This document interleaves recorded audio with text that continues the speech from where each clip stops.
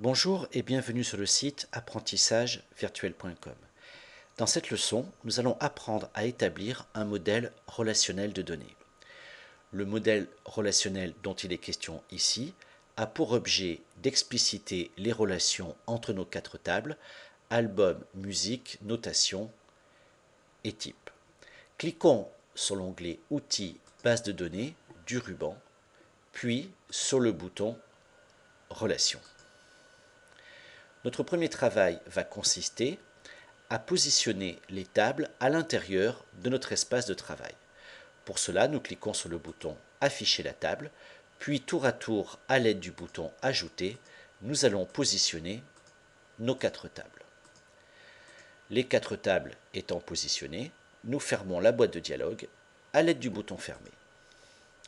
Nous pouvons, pour les besoins de notre schéma, déplacer et redimensionner nos tables.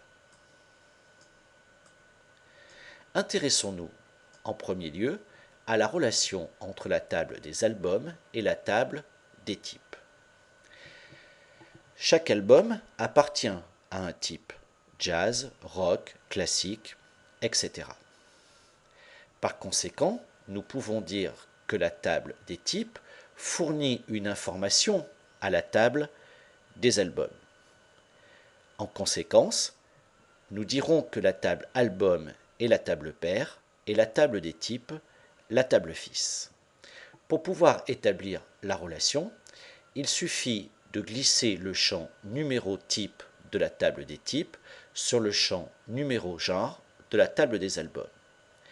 Mais cela ne sera possible que si le champ de la relation dans la table des fils possède une clé primaire. Effectivement, Access ne peut accepter un numéro s'il n'a pas la garantie de l'unicité. Établissons donc la relation par un simple cliquer-glisser. Il apparaît à ce moment-là la boîte de dialogue modifier des relations. Nous voyons qu'il nous propose de relier le champ numéro de type de la table des types au champ numéro de genre de la table des albums. Effectivement, pour établir une relation, il n'est pas nécessaire que les deux champs portent le même nom. Par contre, ils doivent être impérativement du même type et de la même taille. Cliquons sur le bouton Créer. Nous voyons que la relation est indiquée par un trait. Mais nous n'avons pas véritablement d'informations sur ce type de relation. Produisons un double clic sur le trait de relation.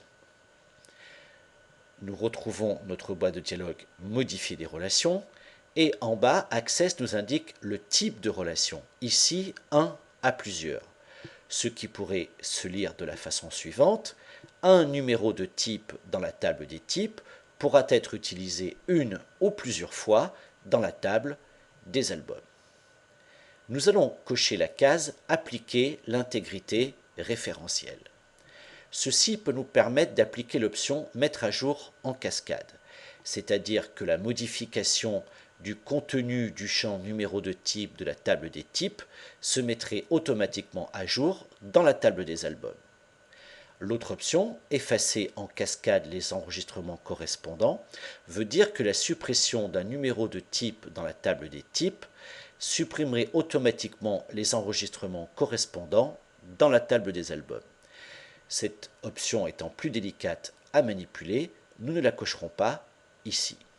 Lorsque nous validons la boîte des relations, nous constatons l'indication du type de relation 1 à l'infini, qui peut se lire 1 à plusieurs. Recommençons la même opération pour la table des notations. Relation entre le champ numéro de notation de la table des notations et le champ numéro de notation de la table des albums. Appliquons l'intégrité référentielle pour la précision du type de relation. Il nous reste maintenant à établir la relation entre la table des musiques et la table des albums. De la même façon, nous allons réaliser un cliquer-glisser pour unir le numéro d'album des deux tables. et nous activons le type de relation. Dans cette hypothèse, il est préférable de lire la relation dans le sens fils-père. Effectivement, il faut plusieurs morceaux de musique pour obtenir un album de musique. Dans ce cas, on parle plutôt de relation plusieurs à un plutôt que de relation 1 à plusieurs. Le schéma des relations étant terminé, nous allons le fermer et bien sûr l'enregistrer. Cette leçon est à présent terminée. Merci de l'avoir suivie et à bientôt pour une nouvelle leçon.